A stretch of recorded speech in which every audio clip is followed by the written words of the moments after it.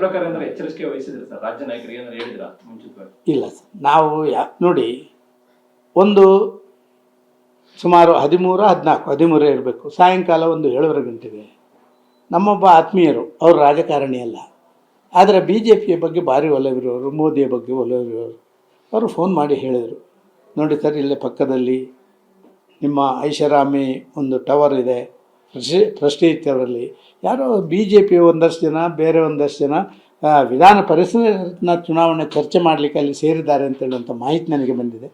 ನನ್ನ ಹೆಸರು ದಯವಿಟ್ಟು ಎಲ್ಲಿ ಉಲ್ಲೇಖ ಮಾಡಬೇಡಿ, ಆದ ಕಾರಣ ಇದರ ಬಗ್ಗೆ ಗಮನ ಹರಿಸಿ ಅಂತ ಹೇಳುವಂಥದ್ದು ನಾನು ಅವರಿಗೆ ಅಶ್ಯೂರ್ ಮಾಡಿದೆ. ಇಲ್ಲ, ನಿಮ್ಮ ಬಗ್ಗೆ ಜೀವ ಹೋದರೂ ನಿಮ್ಮ ಹೆಸರನ್ನು ಅಥವಾ ಮತ್ತೊಂದನ್ನು ಹೇಳುವಂಥದ್ದನ್ನು ಮಾಡೋದಿಲ್ಲ ಅಂತ ಹೇಳಿ ನಾನು ಅಧ್ಯಕ್ಷರಿಗೆ ಮತ್ತು ನಮ್ಮ ವಿರೋಧ ಪಕ್ಷ ನಾಯಕರಿಗೆ ನನ್ನ ಫೋನಿಂದ ಟ್ರೈ ಮಾಡಿದೆ. ಅವರು ಲಭ್ಯ ಆಗಲಿಲ್ಲ. ನನಗೆ ಬೇರೆ ಬೇರೆ ಕಡೆಯಲ್ಲಿ ಹೋಗಿದ್ದು ಅಂತ ಗೊತ್ತಿಲ್ಲ, ಲಭ್ಯ ಆಗಲಿಲ್ಲ, ಅದನ್ನು ಬಿಟ್ಟೆ. ಆದರೆ ನನ್ನ ಮನಸ್ಸು ತಡಿಲಿಲ್ಲ, ಪಕ್ಷದ ಪ್ರಮುಖರಿಗೆ ಹೇಳೋಣ ಅಂಥೇಳಿ ನಮ್ಮ ಒಬ್ಬ ಪ್ರಧಾನ ಕಾರ್ಯದರ್ಶಿ, ರಾಜ್ಯ ಪ್ರಧಾನ ಕಾರ್ಯದರ್ಶಿ, ಅವರಿಗೆ ಅಧ್ಯಕ್ಷರಷ್ಟೇ ಜವಾಬ್ದಾರಿ ಇದೆ, ವಿರೋಧ ಪಕ್ಷ ನಾಯಕರಷ್ಟೇ ಜವಾಬ್ದಾರಿ ಇದೆ, ಅವರಿಗೆ ನಾನು ಇದನ್ನು ಹೇಳುವಂಥದ್ದು ಮಾಡಿದ್ದು. ನೋಡಿ, ಈ ರೀತಿ ಹೇಳ್ತಾ ಇದ್ದಾರೆ.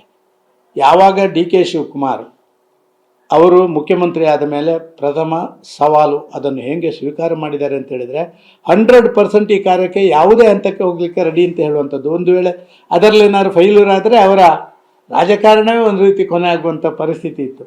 ಆದ ಕಾರಣ ಇದರ ಬಗ್ಗೆ ಗಮನ ಹರಿಸಿದ್ದು ಖಂಡಿತವಾಗಿ ಏನೋ ನಡೀತಾ ಇದೆ ಅಂತ ಹೇಳುವಂಥದ್ದನ್ನು ಅವರಿಗೆ ಹೇಳಿ ನಾನು ನನ್ನಷ್ಟಕ್ಕೆ ಸುಮ್ಮನಿದ್ದೆ. ಆಮೇಲೆ ನಾನು ಯಾರಲ್ಲಿ ಹೇಳಲಿಕ್ಕೆ ಹೋಗಲಿಲ್ಲ, ಮಾತಾಡಲಿಕ್ಕೂ ಹೋಗಿಲ್ಲ.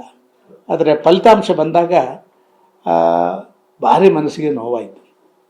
ನಮ್ಮ ಪಕ್ಷದ ನಮಗೆ ಅಲಾಟ್ ಆದದ್ದೇ ನಮಗೆ ಬೀಳಲಿಲ್ಲ, ಬೇರೆಯವರಿಗೆ ಹೇಳಿದ್ದು ಯಾರಿಗೆ ಬಿದ್ದಿದೆ ಅಂತ ಯಾರಿಗೂ ಗೊತ್ತಿಲ್ಲ.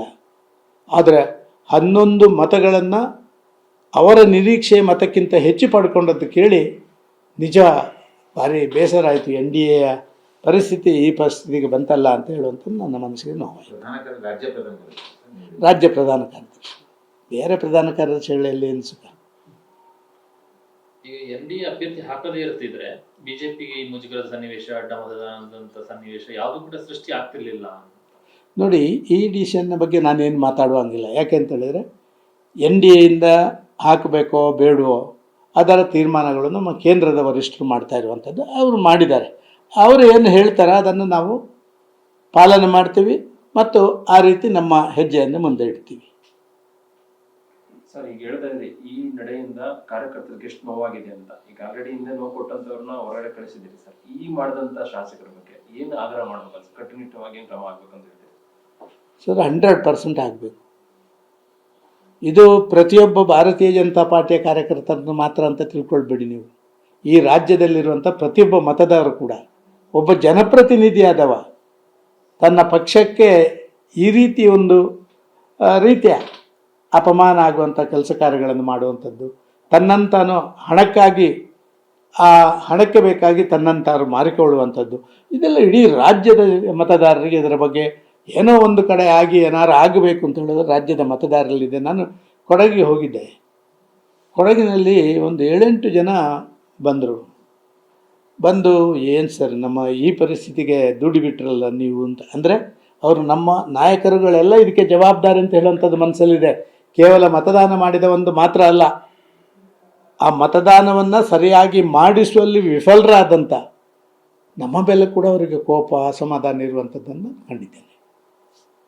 ಸರ್, ಎಷ್ಟು ಜನ ಶಾಸಕರು ಸೇರಿದ್ರು ನಿಮ್ಮ ಮಾಹಿತಿ ಪ್ರಕಾರ? ಅಂದರೆ ಅವತ್ತು 13ನೇ ತಾರೀಕು ಮಾಹಿತಿ ಬಂತು ಅಂತಲ್ಲ, ಎಷ್ಟು ಜನ ಸೇರಿದ್ರು, ಯಾರು ಕಾಂಗ್ರೆಸ್ಸಿಂದ ಬಂದಲ್ಲಿ ಮಾತಾಡ್ತಾರೆ? ಸರ್, ನನಗೆ ಅದನ್ನು ಹೇಳಲಿಲ್ಲ.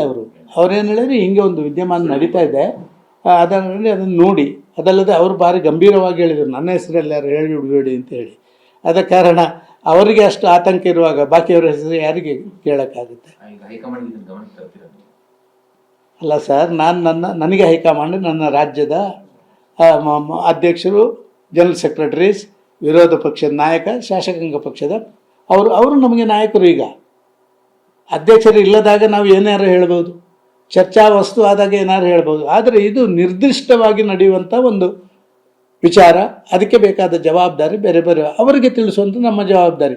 It is as good as sending a message to the central leaders ಅಂತ ನಾನು ತಿಳ್ಕೊಂಡಿದ್ದೀನಿ. ಯಾಕಂದ್ರೆ ನಮ್ಮದು ಹೋಗೋದು ಅಲ್ಲಾಗಿ ಹೋಗುವಂಥದ್ದು.